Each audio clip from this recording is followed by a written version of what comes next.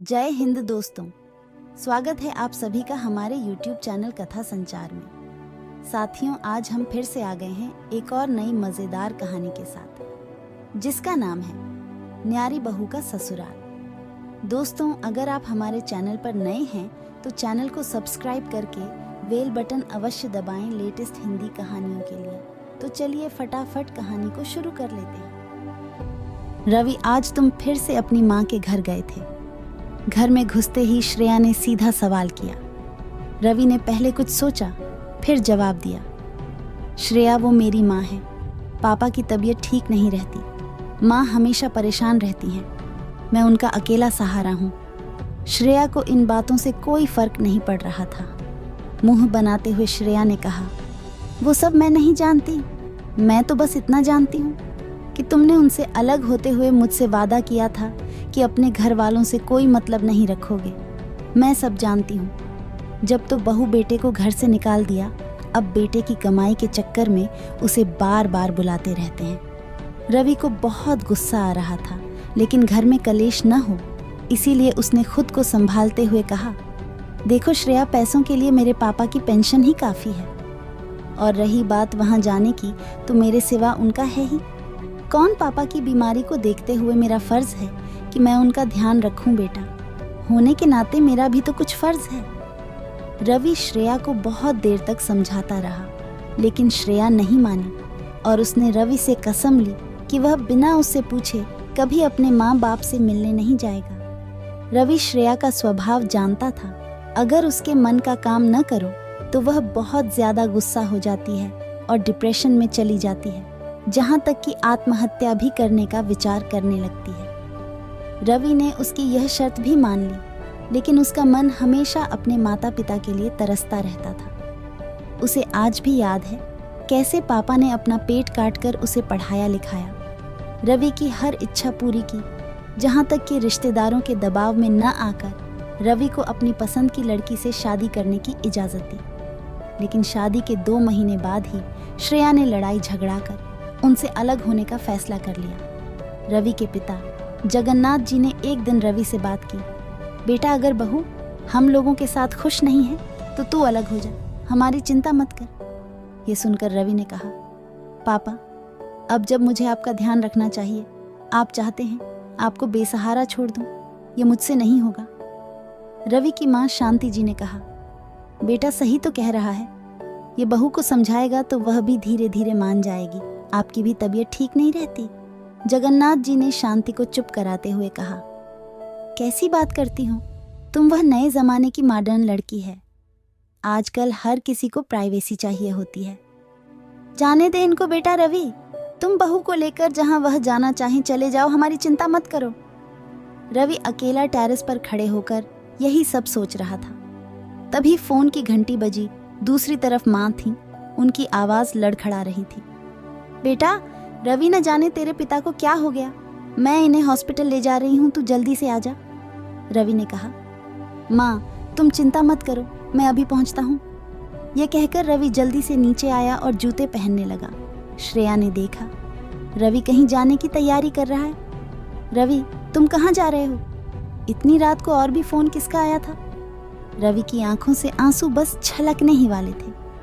उसने कहा, श्रेया पापा की तबीयत बहुत खराब है, मुझे जाना होगा, माँ उन्हें लेकर अस्पताल गई हैं। श्रेया गुस्से से बोली, रवि मैंने तुम्हें कहा था कि तुम उनसे मिलने नहीं जाओगे।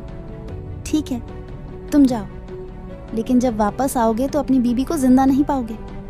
रवि उसके आगे गिड़गिड़ाते हुए बोला, श्रेया आज जाने दो, मुझे एक बार पापा ठीक हो जाए तो मैं फिर बिना तुम्हारी मर्जी के कभी उनसे मिलने नहीं जाऊंगा।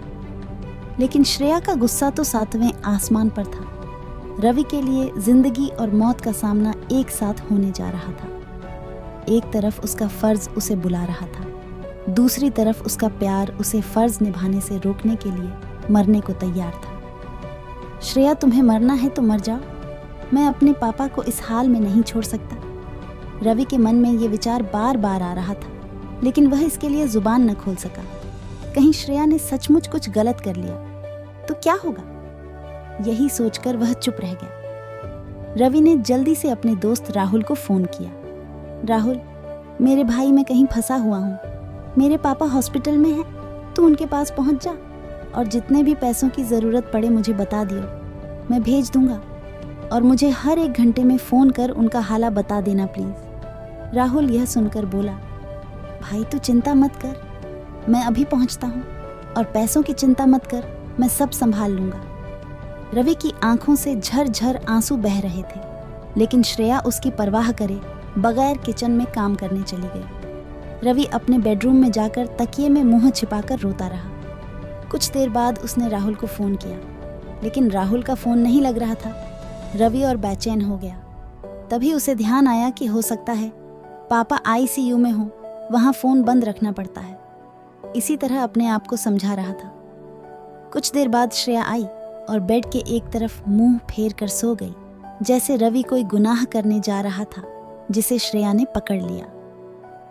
कुछ देर बाद उसने फिर से राहुल को फ़ोन लगाया, लेकिन फ़ोन नहीं लगा। रवि का मन बहुत बेचैन हो रहा था। उसके हाथ पैर ठंडे पड़ रहे थे।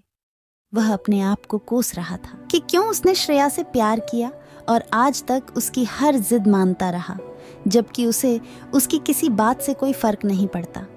कुछ देर बाद फ़ोन की घंटी बजी। क्या बात है राहुल, पापा कैसे हैं, तेरा फ़ोन नहीं लग रहा था। राहुल का फ़ोन देखते ही रवि ने एक ही सांस में सारे सवाल पूछ डाले। राहुल बहुत घबराहट में बोला, रवि संभाल, अपने आप को तू ही टूट जाएगा तो बाकी परिवार को कौन संभालेगा।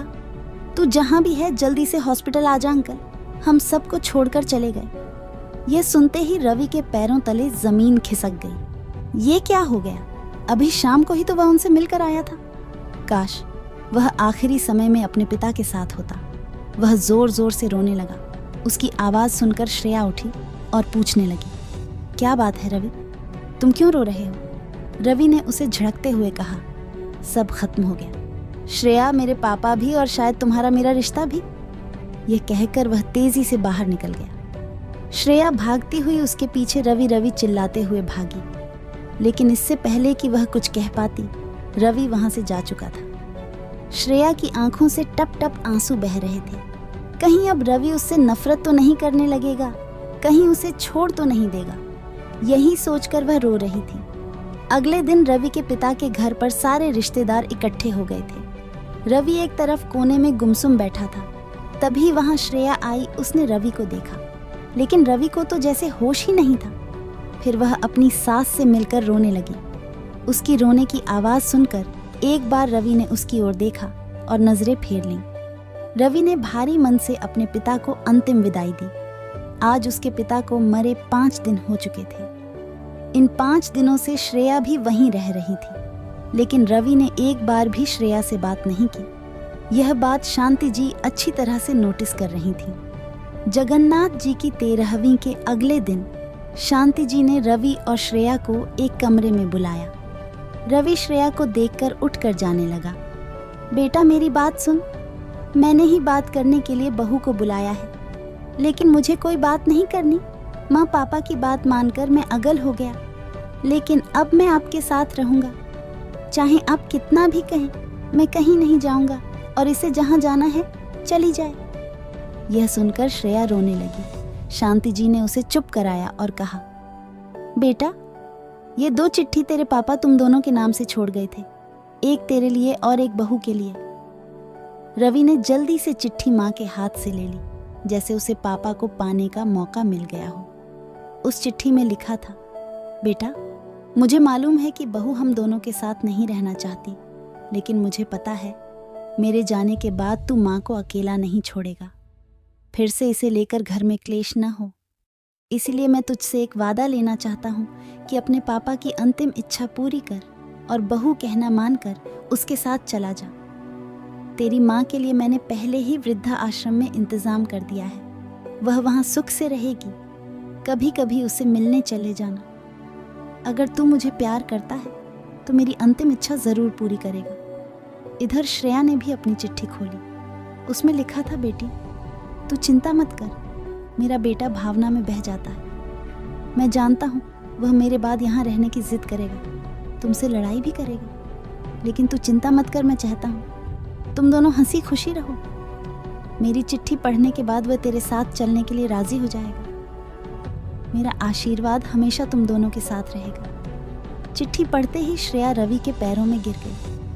रवि, मुझे माफ कर दो। ससुर जी जैसे देवता को मैंने उनके बेटे से अलग किया। इसकी सजा मुझे मिलनी ही चाहिए। तुम मुझे तलाक दे दो। शांति जी ने श्रेया को उठाकर गले से लगा लिया। खबरदार बहू, जो फिर कभी ऐसी बात कही। तुम्हारे ससुर जी का एक ही सपना था कि तुम दोनों सुख से रहो।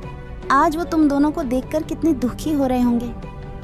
श्रेया शांति जी के पैरों में गिर गई। मां जी, अब मैं हमेशा आपके साथ रहूंगी। रवि भी रोकर मां से लिपट गया। नहीं मां, मेरे रहते तुम वृद्धाश्रम नहीं जाओगी। आज की यह कहानी, यहीं तक यह कहानी आपको कैसी लगी हमें कमेंट बॉक्स में अवश्य बताएं।